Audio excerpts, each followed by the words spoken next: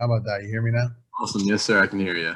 Well, I can hear you. NCU. Sorry, I'm a Zoom novice beginner. Actually, I think this is my first actual Zoom anything. So No sorry. worries.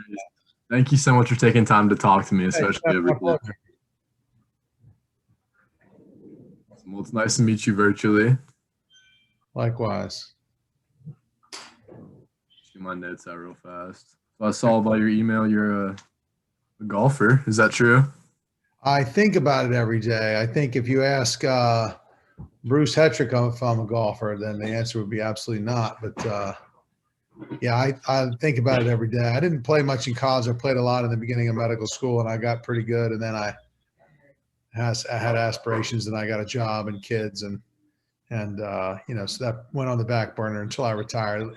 But it'll be back soon. So Yeah. I like it a lot.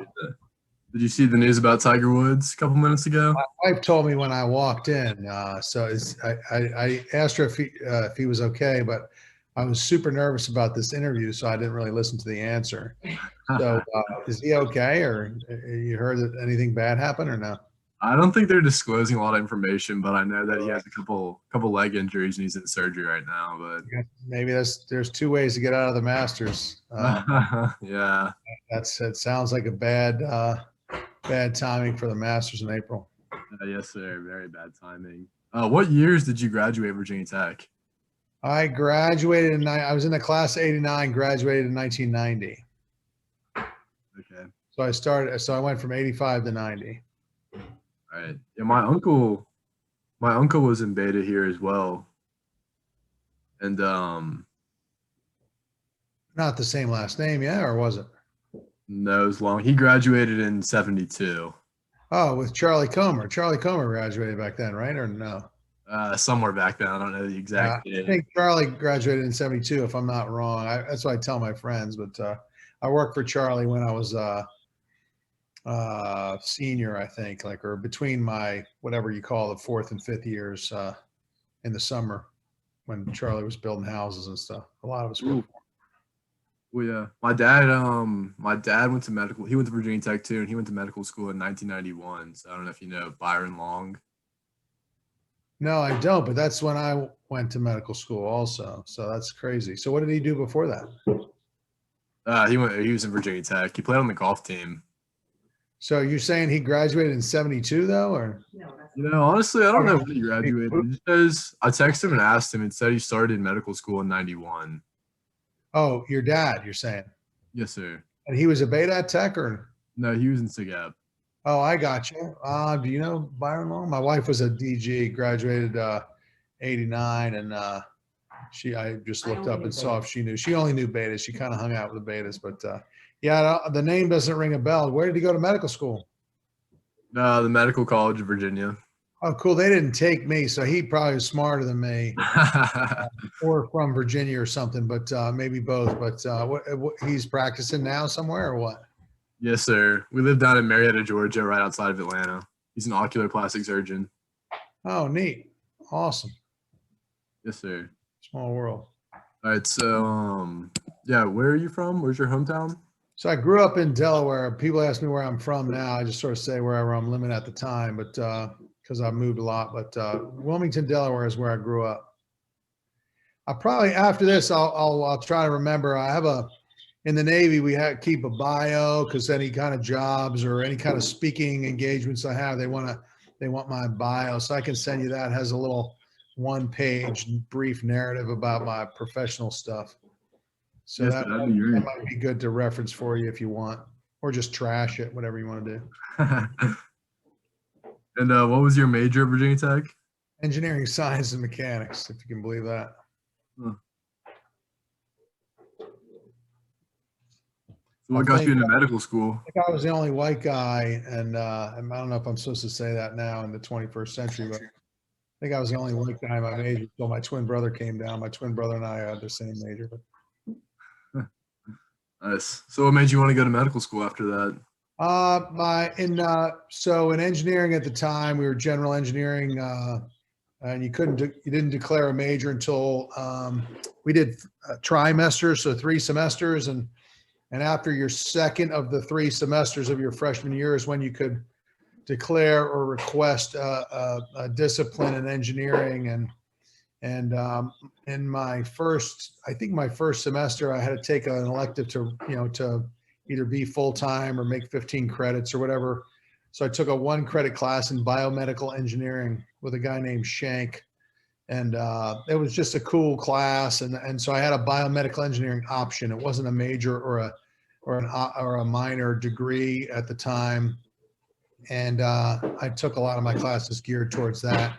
It was designing heart valves and hip joints and fluid dynamics and mechanics. And it was, a lot of physics, and it was pretty cool. And it had to do with the human body. And as that minor progressed, the next couple of years, I had to take anatomy and physiology, and that just became more interesting to me than differential equations about springs and stuff like that. And I kind of saw myself, doing stuff with people more than engineering. And of course, when you're in school, I don't think you really understand what any of the jobs are like, for sure. But I just kind of lost interest in the engineering part and sort of started to get more interest in clinical type stuff. So mostly it was that engineering science, the biomedical engineering classes and physiology that led me to doing that. Very cool. And then would you mind talking about your experiences at Virginia Tech, your fond memories you have, and No, not at all. Every single day was a fond memory there. It's like if I have to repeat, so I've had 10 or 11 5-year periods of my life now. So if I had to repeat any of them, I lived for my kids, my wife and my kids, but accepting that, if I had to repeat any 5 years, it would be that 5 years. Of course, my wife was there too, so that was cool.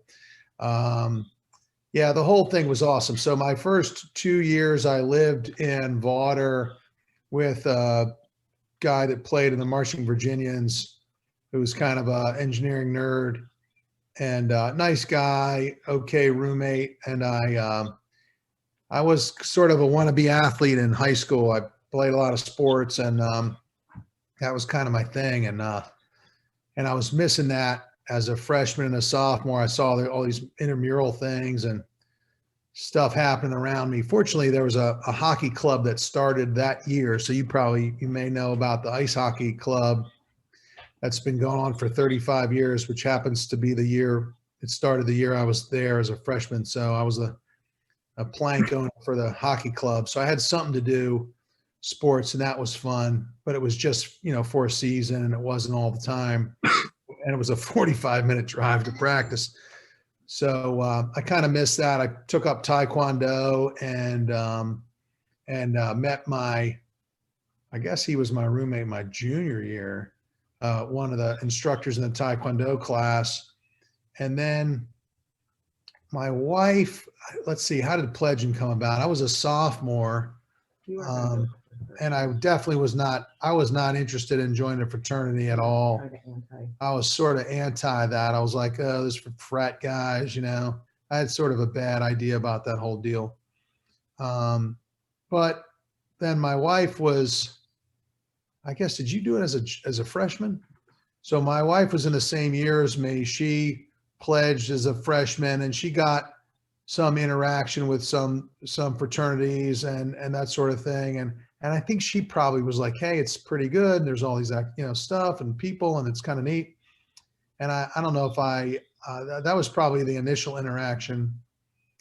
And then, so as a sophomore, I decided to, pledge or whatever. And I was not necessarily going to join. I was just going to see what they were all about. And I don't even remember going anywhere except Betas, to be honest with you. I remember walking in the door, and Doug Beal was standing there. He was my big brother, and we called him Dougie Fresh. And there was just no way I was going to do anything else. All they could talk about was intramural sports, and he was into hockey. There's a lot of guys from upstate New York, so they were all excited that I played hockey. And I don't know, it just kind of went off from there. And so the first 2 years were kind of okay, and then I pledged this, I want to say the spring of my sophomore year, maybe. So it was kind of late. And then everything I did was with Betas from then on out. It seems like I was playing 1 or 2 intramural sports every day. And I was still studying and doing pretty well, but I got a lot of friends. And my twin brother decided to pledge Phi Caps at the same time. So we had mutual friends or friends in different fraternities, and just had an expanded group, social interactions from that. I didn't really have much social interaction from school at all. My class was like 20 kids, and none of them really spoke English as a first language, and I didn't really relate to any of those guys. So once I joined the fraternity, it was just a life-changing kind of deal for me. And my wife was a DG, and she was pretty active with a sorority, but really the big difference was that I was playing sports every day, and it was just it was awesome just to do that, whatever it was. Ooh, what sports were you playing? All of them except basketball. Everybody in Betas was really into basketball, and I was kind of the C team basketball player. I was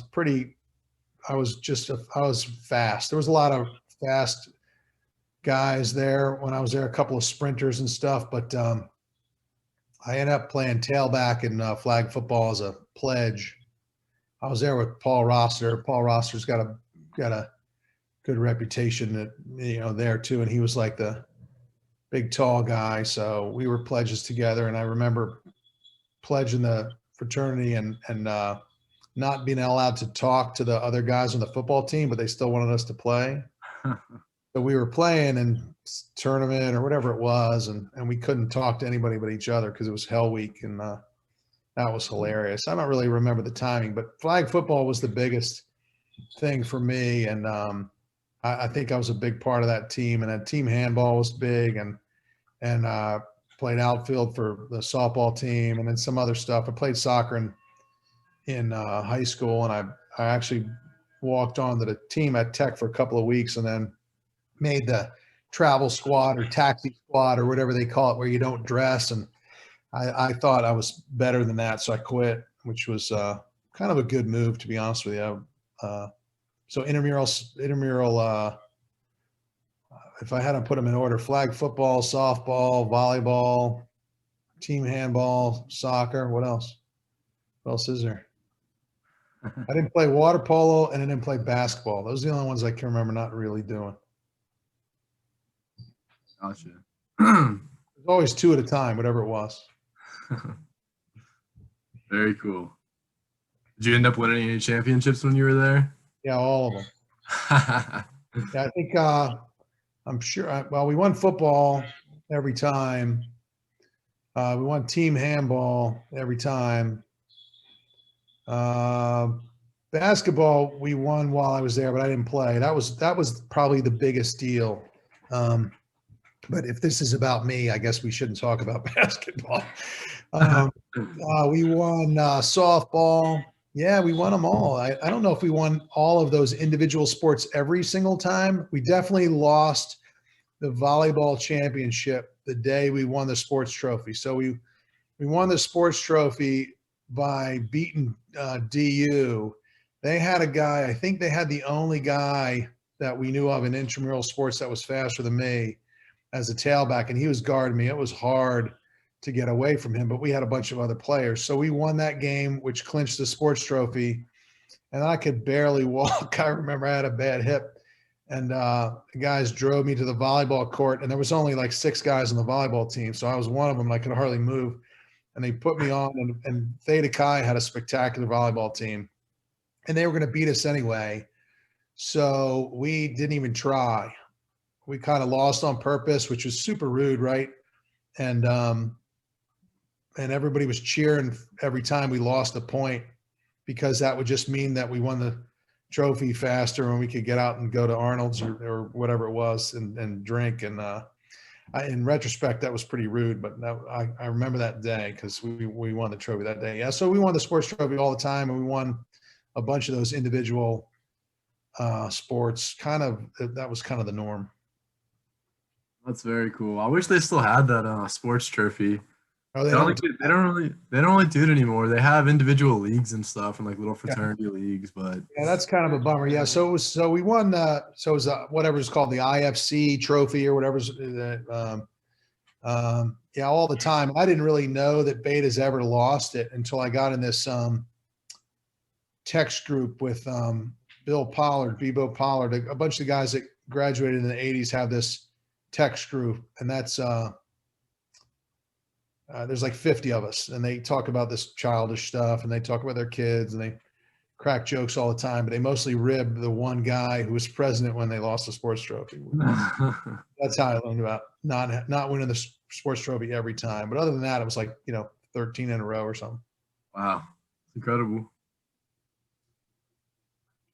And then can you talk a little bit about your time as president of the chapter? Yeah, that kind of came quickly. So I was in the fraternity maybe, I don't know, 6 months or a year, I think. I don't remember what year I was president, maybe 88, 89, or maybe 87, 88. I can't remember. I wasn't in for very long. And then all of a sudden somebody was like, hey man, you should run for president. I'm like, what are you talking about? I just got in. But that was really rewarding. Just, being the guy that, that sort of folks look to for a kind of a center kind of thing. When I look back on it, I don't want to say it was not super important because you're there now. So I don't want to, I don't want to put it, but it was just the whole group everybody was doing everything. And the president was not just a figurehead, but almost, but it was sort of the point man. Right. So I got some exposure as the point guy for a bunch of good people. And it's not like the president works harder or does anything more than anybody else. Probably not, right? Probably less than the pledge chairman and the philanthropy guy and all that other stuff. But it was kind of cool being recognized by a group of your peers, many of whom were older than me, as somebody that they trusted to sort of be the point man and the face of the fraternity, in the IFC with the university, going to the national meeting and that sort of stuff. And that was kind of cool. I didn't really see that coming. That's really cool. That you're able to obtain a leadership position at such a young age. Yeah, it was, I'm kind of always like, if I'm like guy, if like they put you in a class where you have to have group meetings or something, I don't really like sit there and wait for somebody else to take charge of the group. I sort of do it. And I think I was probably that way back then. So it was kind of natural for me to do it, but it was cool to be, recognized that I was capable of doing that. Cool. And then so now moving on to your professional career, can you kind of, or not before your professional career, when you went to medical school, can you talk about that transition and just everything that came with it and what you did there? The hardest thing about medical school was getting in, I think. So, and I tell folks that I think it's kind of like a fiery hoop. When I was at Tech, when I went to medical school, it was kind of traditional that you would be some kind of science major, biology or whatever, and pre-med or whatever they call that. And then you have some advisor that, knows you want to do that. And that's sort of the track. And it was weird to be an engineering major applying to medical school at Virginia Tech. And most big schools, one of the biggest things to get into medical school, there's a standardized test, there's your grades, and then there's a reference letter. And big schools have a pre-med committee or council that writes all the reference letters. And so those are the people that hold the keys to your application. And my first year, they were not, when I was planning to apply, they were not interested in writing me a letter. They just said, we don't think you're a good applicant. We're not going to write you a letter. And so you're dead in the water if that happens. So I had to go back to my advisor, who was an engineer, to talk to all the scientists and say, to sort of give me a shot. You know what I mean? It's like, walking onto a sports team in college or something when you're probably good enough, but they don't know you. And so they just don't let you on the field and even try. So, they interviewed me and said, well, to consider a letter. And and made me take the standardized test, the MCAT again. I didn't do any better, but I just kept persisting. And that taught me that you needed other people to help you in your career. You know, you can't just do it. And the world works that way. And there are some fiery hoops you got to jump through. And instead of complaining about it, you just jump through them and figure out a way and get some other people to help you do it.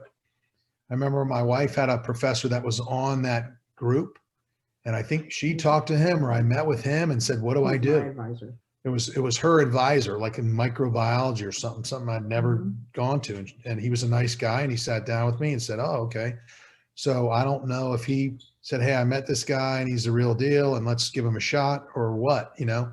And I met with my advisor who met with them, and you know, it just taught me that you had to, you can't do anything important by yourself, you know, raising kids or getting a job or none of it, any of it. So, and then if you want something bad enough, you gotta persist and get that help. And then whatever fiery hoops jump through, find a way to do it. So I took that test again. I finally got an interview. They wrote me a letter, and I applied to 10 schools, and I got 2 interviews and one acceptance. And I got that as a wait list. So I was not accepted anywhere the first year. And so I just made a plan to be a paramedic. I was an EMT, or took the EMT class at Tech when I was there at the fire department. And that was my backup plan if I didn't get a medical school position, to get a job and apply again. And I had 4th of July. There's usually people get accepted like they do to college, kind of in, you know, February, March kind of time frame. And it was the 4th of July when I found out I got in. So 2 interviews, 10 applications. They barely wrote me a letter, you know, and here we are 30 years later. Awesome. That's incredible. And so, did you end up doing School wasn't bad. You asked me about school. Sorry. School was a lot of work. It was different than college. College, I was an engineering major. So I got an assignment. I had to do math and physics problems, turn it in, you know, take a test. I didn't do undergraduate school where you read books and take tests on information. And that's how medical school was. And that was a dramatic change, but that was my only job. And so I had an apartment, and I studied 8 hours a day, you know, except for when I played golf or whatever. And just got through, you know, as an average academic student for the first 2 years. And then your second 2 years, you just have a job. You work in the hospital and you walk around, and that's where I did fine. And that, you know, the experiences that I had with interacting with people in college and having friends and colleagues and adults and teachers that you had to interact with and just be a professional. You know, that's the second 2 years of medical school. And I did very well doing that. And then I got married in my second year of medical school. So I guess my wife did too. So that was huge. That was a big deal. And that was, you know, that made medical school awesome. Cool. And did you end up doing a residency or fellowship anywhere? Yeah. So I did, the Navy still has a thing called, so I joined the Navy. I got a scholarship to the Navy for medical school. So they paid for medical school in return for some years, of which I'm still doing.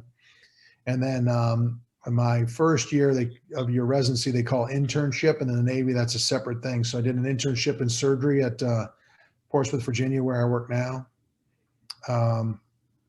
in surgery.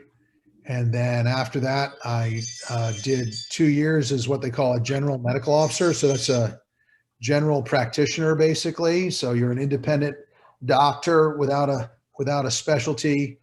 And you know, you work on a ship or wherever. And I was the what's called the battalion surgeon, or the unit surgeon for a infantry battalion of Marines at Camp Lejeune, North Carolina, for 2 years. And that's when I deployed the first time on a ship to the Mediterranean, and we'd go, you know, storm the beach or whatever, and set up a tent for, you know, what's called a battalion aid station, sort of like MASH at a small level, but sort of pre-hospital care. If there's a war, I can send you a whole bunch of pictures of that if you want. I did that for a couple of years, and then I went back to Portsmouth and did the remainder of my residency, 4 more years in surgery. Yeah. It's very cool. How'd you get into the military side? How'd you find out about that scholarship and get involved in it? I didn't have any money, and I was paying for rent with a credit card in college. I had, a couple of jobs, but I didn't have any money, and my parents weren't really feeding me anything. I was borrowing money for undergraduate school. And so when I decided I wanted to go to medical school, I knew I could either borrow 200 grand or have somebody give it to me. And all I had to do was work for them for a little while. My wife, her sister married a guy that joined the Navy, and her brother went to the Naval Academy, and they are older than us. And her dad spent some time, long before that, in the Air Force, and he was a healthcare administrator in the Air Force. And so there was some ties in her family, obviously, to the military, not mine. And we were together in college, and we knew we were going to stay together. And we kind of talked about moving around and getting out of the hometown, like, that we didn't want to just go back to where we grew up. It was a fine town, but we wanted to move around and see the world and do something different. So we both thought, what's the big deal? If we're going to be in the Navy, they're going to send us somewhere, and we don't really care where we go. So it was kind of an easy decision to have somebody pay for it. So I just had to ask, and I had to apply for that and that sort of thing, and wait around for an acceptance. And I chose the Navy mostly because we knew the most about the Navy. I talked to some physicians in the Army and the Air Force. Again, really limited perspective in those things. And most of the Navy assignments were near one coast or the other. And we had been to some of them with her brother and her sister. And it just seemed kind of the most obvious. So that's what we did. Cool. Can you talk more about your time in the Navy and stuff and places you went on each side of the coast and I could talk about that. We've got 8 or 10 days to talk about that. I suppose we might have to get a couple follow-up interviews or whatever. Yeah. So let's see if I can make it short. I'm not very good at that. So after we graduated, we went. Where did we go after that? We stayed in town here, and I was assigned to what's called a fleet surgical team. And so that's a small unit of surgical folks that's assigned to amphibious ships. Amphibious ships are ships that support the Marine Corps, storming the beach in Normandy, that kind of stuff, old school war. We don't really do that anymore, but that's what they're there for. So I deployed on three different ships in that 2-year period. Gone most of that 2-year period, about 18 months out of 24 months I was away. And went to the Gulf, right? Isn't that when that was? Yeah, that was the start of the current war started in 2003. So I deployed in 2002 and in 2003 on a ship for, 6 or 7 months at a time with some workups in between. In the meantime, my wife was back here, raising our 3 kids, 2 of which we had during residency, and one we had right before my first deployment, which was from the Lejeune times. So that was the first 2 years as a surgeon. Yeah. So I guess the part of the military career started right after medical school, like I said, and then as a surgeon went back to some ships with the Marine Corps for a couple of years. And then after that, we went to Jacksonville, Florida for 6 years. I was home for a fair bit of that. I got some big jobs at the hospital. I was chief of surgery there. And then after that job, I was the chief of the medical staff of the hospital. So I was on the board of directors for the hospital for about 4 years. And then that was a lot of administrative stuff. I got tired of that. It was my time to deploy again. So I went to Kuwait to expeditionary medical facility, they call it there, for 6 months in Kuwait in 2008. Is that when it was? Mm-hmm. And then got back from that. And a few months after that, we moved to Spain Spent 2 years in Rota, Spain. It's a small place. I was the chief of the medical staff there, but it's a small place. I was the only surgeon, not very busy, but so we had some time to travel, and my kids did a lot of cool stuff. Met some Spanish guys there, and we traveled a bunch with our kids doing activities. And my girls didn't meet Spanish guys. I met Spanish guys. Yeah, but this is not about my kids, I guess. So they had some cool things that they went through out there. But yeah, so we spent 2 years in Spain, and then we came back here to Portsmouth. When I got back here a couple of months after we got here, I went to Afghanistan to a combat facility in the middle of the war, just taking care of guys who got blown up and stuff like that. That was kind of a big deal. That was 2012, I guess.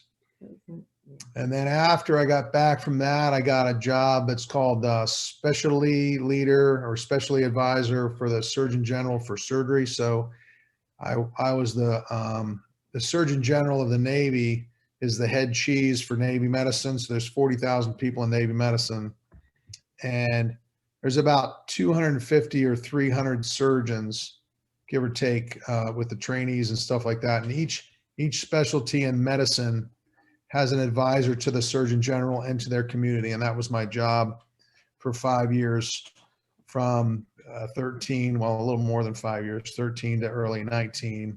So I was the guy that was in charge of telling the Navy where to send all the surgeons for their assignments, where to send them for the deployments, who to pick for specialty and fellowship training, and policy stuff and that sort of thing. Kind of like the chief surgeon for Navy medicine. So that was kind of cool. That was a good job. And then I finished that job concurrently teaching at the residency program where I graduated. So I'm on the academic faculty at the residency program at Portsmouth. My cat is moving the thing. That's pretty cool. And then after I was done that job, I went to the USS Eisenhower, which is an aircraft carrier, and deployed on that during COVID last year. That's it. That's a summary. Oh, that's where yeah. So I guess Tom called me and said, "Hey, we want to do this interview, and it's a lot about COVID and then whatever you want to talk about." But yeah, that was our record-breaking deployment because we were at sea continuously longer than anybody else had been to sea without getting into port anywhere. Usually when a ship goes to sea for 7 months, every month or so, you go into port for about a week and see the sights and stuff like that. Even during the war, they'd go into Bahrain or whatever. And curiously, one time in the past, I've done this before. So this ship broke the previous record that unfortunately I was part of in 2003 when the ship I was on there, we call it a 6-pack and back. So if you're at sea for 45 days out without going to port, they give everybody on the ship 2 beers. Otherwise there's no beer or alcohol. And there's like a big they call it Steel Beach picnic. They have a party and cook hot dogs that are terrible and give everybody some terrible beer. And you get 2 tickets and you get 2 of them, and that sort of thing. So when you do that 45 days and then 45 days and then 45 days in a 6-month deployment, you do that 3 times without hitting port. They call that a 6-pack and back. And so I did a 6-pack and back in 2003, and last year we did an 8-pack and back because it was 210 days. So we had 4 beer days, which is not, I don't recommend it. And why is that? Why did you go so many days without porting? Yeah, so we went, the deployment was supposed to go to the North Atlantic, like by Norway and Sweden and stuff for some exercises and some show of force or whatever in the North Atlantic. but that got changed in January. And January is when we left. January 2000. What year is this? 2019 is when we left. And No, is that right? No, 20. Yeah, January 2020. And we do this final phase of workups with the carrier air wing because there's jets and stuff that take off and land on the ship, and they got to work together. And it's this sort of last test before, you know, the government determines that you guys are ready to go to war or go to sea or whatever as a unit.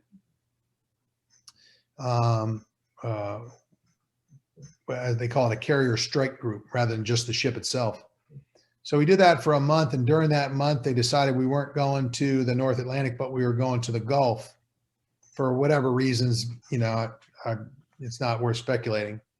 And when we found that out, the deployment was supposed to go until June. And then when we left, they said, but it's probably going to go to August or so. July. Or July, something like that. And then while we're going, this COVID thing happened, right? Nice. Yeah. We were supposed to, when that last workup's over, that is about a month, you're supposed to go into port for a week or so and say bye to your family. But they said, you know, you got to hurry up and get out there, relieve that other ship so you're not going home. So that was the first part. The first month kind of the deployment just kept going. And then as we got out there, it got to early March or February, whenever COVID happened.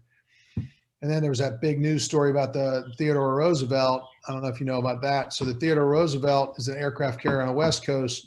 It pulled into Vietnam for a mission, like you know, some international relations type mission that was important. And COVID had happened already, and Well, it was the beginning. but it was at the beginning of it. And the powers that be determined that they still needed to go and do this mission. And the folks on the crew got their port visit, and a whole bunch of people got back on the ship, and not a whole lot of people got real sick, but, you know, COVID spread throughout the ship. And that was a big deal. That led to the Secretary of the Navy firing the CO, and then the Secretary of the Navy being relieved, and a bunch of, you know, craziness. And so for either political reasons or appropriate medical reasons, we were under sea, and we were all not contaminated, you know what I mean? Because we left in January. And so the strike group commander decided that, or maybe higher than that, they just decided we're not going to port, for one. And not only are we not going to port, but all you guys that have orders to, you know, during that tour, people have orders to leave and go to a new job, and new people have orders to come to the ship to a new job. And it doesn't matter if we're in the Gulf, they still fly and come on board and take their new job, etc. There was a moratorium on all of that. So folks who were supposed to come in and be department head of some big department, they just waited on shore and didn't come to sea. Folks that were supposed to leave and go, you know, we call it PCS, permanent change of station, to Florida or Japan or California or wherever, that was halted throughout the military. So nobody could leave the ship and nobody could come on the ship. And they kept waiting to see if they would ever lift that. And obviously they never did. My daughter was supposed to get married in August, and it would have been, and I was done my orders in August for that ship. And somebody was just going to come out and relieve me so that I could go home to the wedding, and they would take the last month of the deployment, that kind of thing. But the ship just wouldn't let it. And they wouldn't allow it even for me. And I was like the, you know, senior guy on the ship, so they wouldn't let anybody do it. So it was COVID that just, you know, led to we couldn't pull into port. We still had the job to do, but we couldn't take breaks from it at all, because they didn't want to get pierside in a foreign country where there was any possibility of getting the ship contaminated, or the sailors, you know, getting contaminated or affected by COVID in the middle of a crucial mission where you need everybody, that kind of thing. That's crazy. Did anyone ever get sick when you were on there? Oh yeah. I mean, sick how? So from COVID, no, not on our ship. Is that what you mean, COVID? Yeah, or like just like COVID like symptoms or something that kind of would be scary. Yeah, but nobody really kind of even considered that that was possible because nobody new came on the ship. Everybody that was on the ship was there since January. If someone had to leave, they would let them leave, but they couldn't be replaced. So that's the reason I couldn't leave, is not because they wouldn't let me leave. It's because they wouldn't let somebody new take my spot, and the ship's got to have a surgeon to be underway. If there was somebody that was one of my OR techs, or for example, the physical therapist, he was, he went to shore to take his board exam, and they just didn't let him back on. We just didn't get a physical therapist. And so the techs just the ship lived without a physical therapist, no big deal.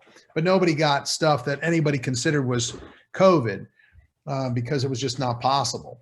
When we were on there, we started sort of, running drills like what would the ship do? What would the medical department do? When we have somebody with flu-like symptoms, or that we're concerned for COVID, or that has COVID, how will we isolate them? Because, an aircraft carrier is more than 1,000 feet long. So it's a giant thing, but there's also 5,000 people on it. So it's pretty close quarters, and, you can't stay 6 feet apart from everybody. It's not realistic. So, there was a lot of drills for how we're going to manage that when that takes place. If it takes place while we're at sea, or if it doesn't, it's going to take place next year, because the ship is at sea again, doing exactly what we did 1 calendar year later. So we were just practicing for all that, but it was not really, no one got COVID. No one was going to get COVID. There was none of that. People got sick from other stuff, appendicitis or a cold or a heart attack or whatever, but not COVID.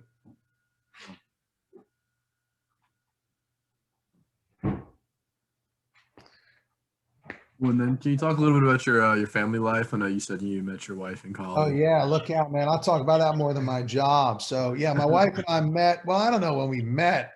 We went to middle school together. We started seeing each other in high school, our senior year of high school. And I followed her to Virginia Tech. She was an early acceptance. Her plan was to go to vet school. And then she graduated with a biology degree, and then later went on to nursing school. But I just wanted to go to an engineering school that was far enough away from my family that they didn't expect me to drive home, but I could drive away. So I drew a circle on the map, and I applied at Cornell and Lehigh because my dad made me. That was too close. Cornell didn't accept me, and their hockey team was too good. So I went to Virginia Tech, but that's really where I wanted to go because my wife was going there. So we got married after 2 years of medical school. We got engaged the day I started medical school. She doesn't remember what day it was, but I do. Her dad made me promise to wait 2 years for our engagement because he wanted me to focus on studying, because he knows how medical school works. So I did that, and we got married in 1992, which was after my second year of medical school. And then we lived together in Philadelphia in an apartment for a couple of years. Before I graduated, she worked up there. And then we came to Virginia for my internship, and we had our first child just after that. 96. No. Yeah. So about 6-9 months after I finished my internship, we were at Lejeune. I was working with the Marine Corps, getting ready to deploy on a smaller ship with the Marines in 96. And my daughter was born down at Camp Lejeune. I was playing hockey in Fayetteville, North Carolina, with another guy you should interview. The only other guy that's still active duty from my year at Virginia Tech is active duty. Well, I think he is still. He might have retired. Brian Lasky. I don't know if you know the name.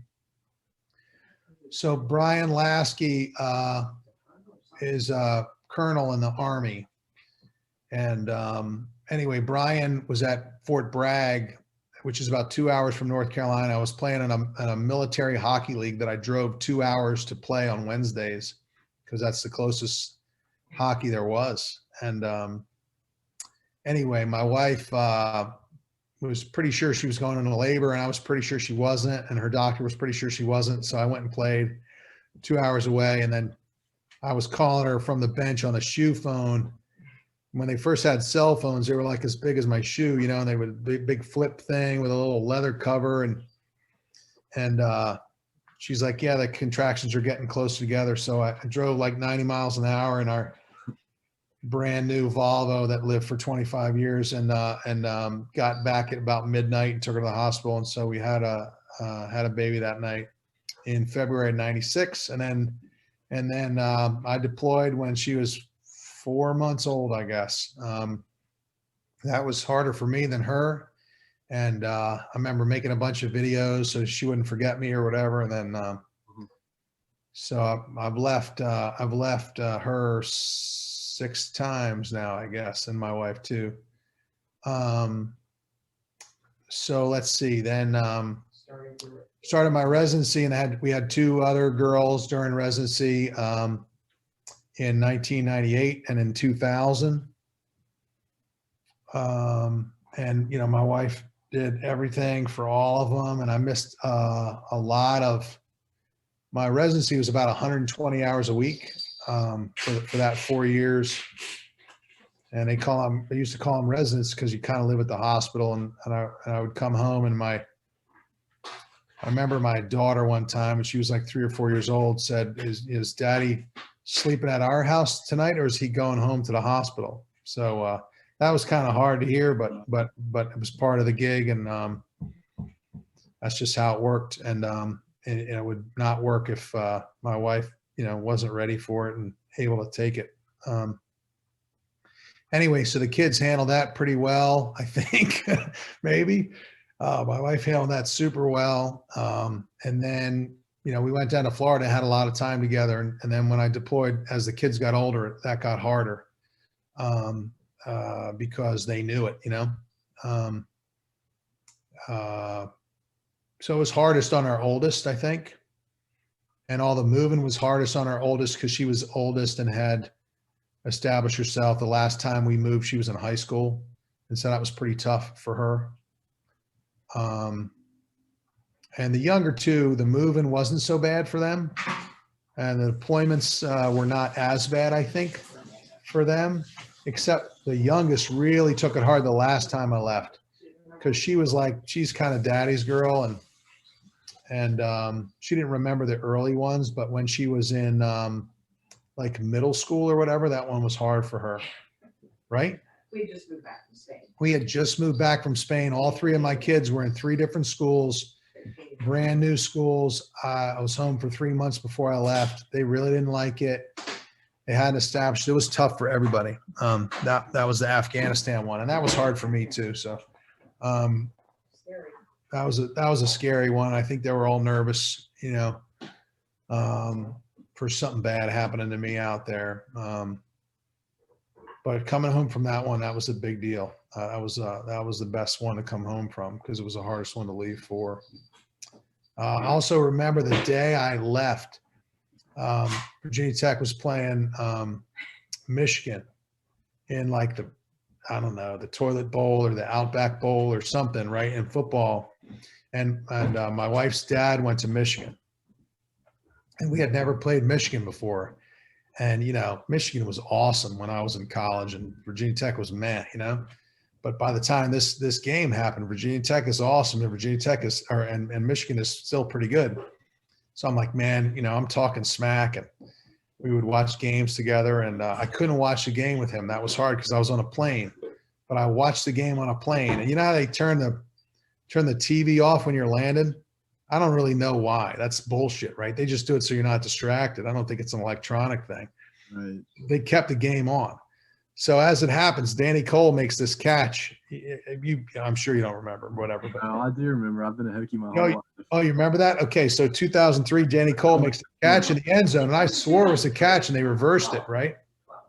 What? Oh, that was 2012. Yeah. So Danny Cole makes this catch, and I'm like, yeah, we win, right? And then they reverse it, and then I was pissed for that's how my frickin' deployment to Afghanistan started. So my family, how do you even talk about that? So Yeah, my wife was ready for all this. Every time I talked about getting out of the Navy, like every 4 years you can get out, right? Your time commitment's up. You can sign up for more time. Every time I said, "Hey, should we maybe not keep doing this and do something easier and stay put or whatever?" It would be like there wasn't even a conversation. She would be like, "Shut up and cut the cucumbers. We're not talking about this. Why would we get out?" And I was not interested in getting out, but it was never she never she never wavered for her interest in staying in the service. And the kids kind of appreciated it too. So all my kids, college entrance exams, talk about adversity and moving around, and they're proud of their dad. And going overseas, give it a yeah, and they got perspective going overseas. So my kids, I think, really matured faster and more completely than most kids who don't move around, and they really have an appreciation for what it is to be an American when they see people like farming goats on a top of an apartment building that's not even finished in Egypt. My kids have been everywhere, and they kind of get how it's like better to live in America. And we've always been super close. My kids have been really busy. When I'm home, I'm always involved in stuff. I would just totally obsess over, making sure my schedule doesn't interfere with a dance recital or a soccer game or whatever. And the military kind of allowed that, except for when I was deployed. So when I was deployed, my daughter played in a soccer tournament in Orlando at ESPN or whatever. And they fricking Skyped it to me, and was it Kuwait? Yeah. So I'm watching her play live from Kuwait, and that was pretty cool. But while I was deployed, like I was away, right? But when I was home, I have some buddies that are civilian surgeons that don't go to as many swim meets and soccer games as dance recitals. When I'm home, I was able to have not as sort of hectic and crazy a surgeon schedule for the most part, especially when we're in Spain. And as a civilian, I don't think it would have been the same. So my oldest daughter was a ballet dancer since she was born, I think, and she did that all throughout school. I didn't miss much of that, and she went to college for that. And now she's a Jaguars cheerleader in the NFL, so that's pretty cool. Oh, nice. And so I went to, except for there was one game I was at sea for when I was on the Eisenhower, and before COVID, I drove down to Jacksonville for every single home game. So that's a 10-hour one-way trip. So we would drive down on a Friday, on a Saturday, watch the game on Sunday, drive home Sunday night, and go back to work. And we did that, I don't know, 8 times. We flew to London to watch her. So, I was able to do my kids' stuff. When I was in DC, I remember some conference when I had that big shot surgery job. I had a meet in DC with these flag, admirals and, pick graduate education folks. And my daughter had a dance performance in South Florida, in Tampa, on a Wednesday, and my conference was Monday through Friday. I had to be there, right? But I was free Wednesday.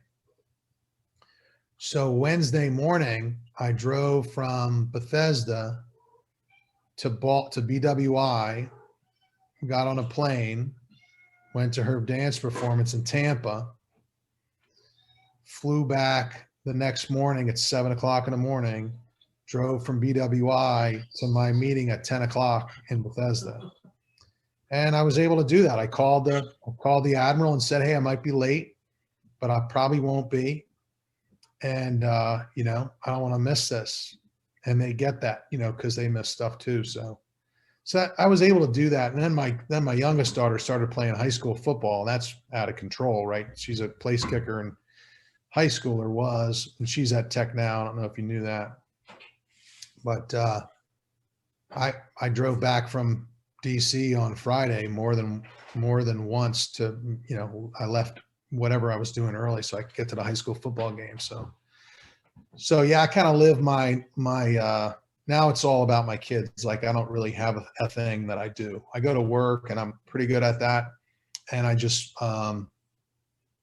pay attention to what my kids are doing. So, You're not and they, playing hockey anymore? no, I watch hockey and You tried. so I tried, I did that in medical school for No, sure. you tried. When's the last time I did that? Did I do it here? Well, it's been about 20 years probably since I did it for real, maybe You 15. tried soccer and. Yeah. So about maybe 15, 20 years ago, I played hockey on the ice. And that was just really hard. It was hard to keep up with 16-year-old kids. I played street hockey in medical school, and I remember the guys. Yeah, it was unfortunate there wasn't intramural hockey at Tech because that we would have clobbered everybody. But there was a street hockey club in medical school, and I wanted to play, right? And I came down and talked to these guys, and they're like, "Oh, you can play with us today, but we're not going to let you on our team." I'm like, "Okay, man, whatever." So then I get the puck one time at one net and shot to the other net. And the guy like looks over at me and he goes, "What are you doing on Tuesday?" And so it was like I was 100 times better than everybody because they weren't hockey players. They were just Spain didn't realize you don't play sports. yeah. So I did play roller hockey in a game in Spain, and that was violent. I've fallen down there. So anyway, so then I learned not to do that, and then I played softball in Spain when I was, how old were we then? 40 something. I was in my 40s in Spain, and I played outfield in softball, and I stood up there like the old guy, and they all came in, because they're like, "Oh, this guy's the ninth batter." I joined the team late, and so I stand there like this. Slow pitch softball, you don't have to look ready to be ready. It just takes like an hour and a half for the ball to come down. So I stood that way in college, and that's how I stood that way. And the guy looks at me like, "Are you ready?" I'm like, "Yeah." So they all move in because I'm like this old guy, and I hit it like, I don't know, 50 feet over the guy's head, and I run around and pull a hamstring on first base. And the next game, I pull the other hamstring. And then I remember in the last game I played in, there was a pop-up last out of the game. I caught the ball, but I couldn't get there as fast as I thought I could get there. I used to just run under the ball and stand there and catch it. I was fast. Like in my head, I was still fast, but my legs weren't anymore. So I ran to this ball that I was sure I could get to and barely got to it, dove, fell on my face, broke my glasses. And then I was like, okay, I'm done with softball. And then I came back to Virginia and I tried an over 30 soccer league when I was 50. And I was like, "Oh man, I can totally handle these guys." Right. And they were all, in their 30s and serious about it. I could hang kind of, but for very short periods of time. And I pulled my Achilles or something. And I just stopped. And I just, I play golf and I'm happy watching my kids. I don't need to, go out and play if I see somebody playing flag football, like if you guys were doing it and I was surrounded by all those guys that I went to school with and they egged me on, I would probably do it, but I would definitely regret it. Yeah. So I'm done with that. Just golf is fun. Awesome. Well, yeah, that wraps up, all the questions I have for you. Cool. I really appreciate you talking to me. I appreciate your service. It's wonderful. And your wife and your kids, everything they've done. It's truly incredible. Yeah, you bet. And keep a lookout for Amanda when she's on the football team. So Amanda's a sophomore. What do you do? I play on the club golf team, actually. Oh, no kidding. Yeah. Wow, that's great. I know she's with a guy who's pretty good at golf, but I don't know if he's not good enough to be on the club team, I'm sure. But my daughter works for the recruiting department on the football team because she went there to walk on the first day. And they said, we're not walking on anybody because the roster's full, but do you want a job? And so she works for the recruiting office and takes the kids on the field during the games when they did that. And now she babysits this weekend. She was with Fuente's kids at their soccer placement for whatever the league they're in, the little kiddie league, and chatting with Chugger Adair, who she met at a soccer ID camp. And Brad Cornelson, the offensive coordinator, who introduced her to Chugger as recruiting assistant and emergency kicker. So we'll see if they give her a shot one day before you guys graduate. What year are you in? I'm a junior. Yes, sir. All right, cool. Yeah, she's a sophomore, so she's gonna hopefully spend 3 years there. But what do you study? I study finance. Oh, that's so her boyfriend is in finance, but he's a sophomore also, I guess. So you guys probably don't rub elbows with sophomores in finance is probably a huge major, yeah? Yeah. What's his last name? I don't even know it. Vesser? Lysa. Bleiser. Eli Bleiser. If you ever run across him. All right. She's I'll dating my keep an eye out for Amanda. Cool. I won't keep you anymore, man. Thanks for letting me ramble on. And if there's anything you think of that I didn't allow you to ask because it took too long, then give me a holler, and I'll email you that bio because it's kind of one page easy if you lose track of the order of things, because I kind of have flight of ideas and I ramble a lot. Oh, yes, sir. That'd be great. And also, if you could text me any of those pictures that you thought were cool, that'd be really good too. Sure, yeah. And if anything comes up and you're like, hey, do you got a picture of whatever X this time is or whatever, just let me know because we definitely have them. Awesome. Yes, sir. Well, thank you again for talking to me. Yeah, you bet. Appreciate it. Nice to meet you, Thomas. Best of luck. Thank you.